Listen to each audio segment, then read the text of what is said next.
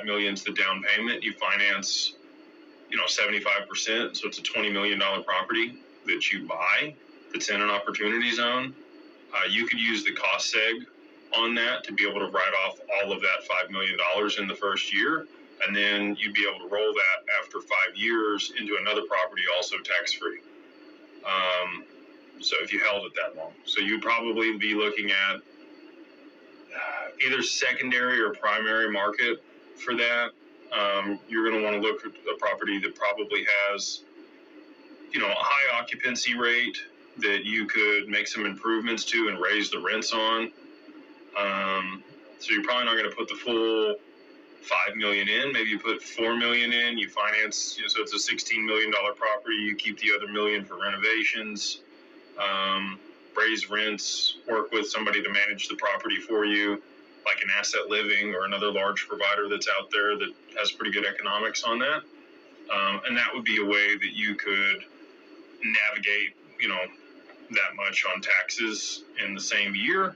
You could also form a charitable foundation, make a donation to that. You can only donate up to 60% of your total net income per year in cash to philanthropic organizations that are public.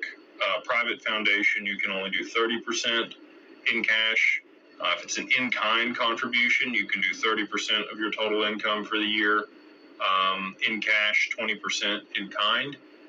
So, there's some qualifications and things around that. Again, I know enough to be dangerous on all this stuff. I would highly encourage you to go speak with a CPA or tax attorney, probably before you come into that money, so that you can consult with them and figure out if there's a way to be able to take that into an entity or some type of, you can't do a deferred sales trust, but there's probably some other solutions out there.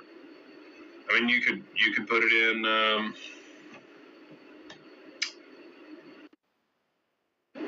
split dollar life insurance or life insurance for your company. If you have a company that holds your crypto and you're the key employee, you could write the policy on yourself in the company's name. The company could borrow against it.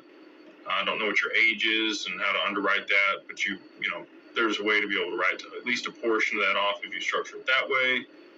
You could do a charitable remainder trust and donate it to that and have structured income that's paid out from the annuities that it's invested in or the crypto inside of the charitable remainder trust.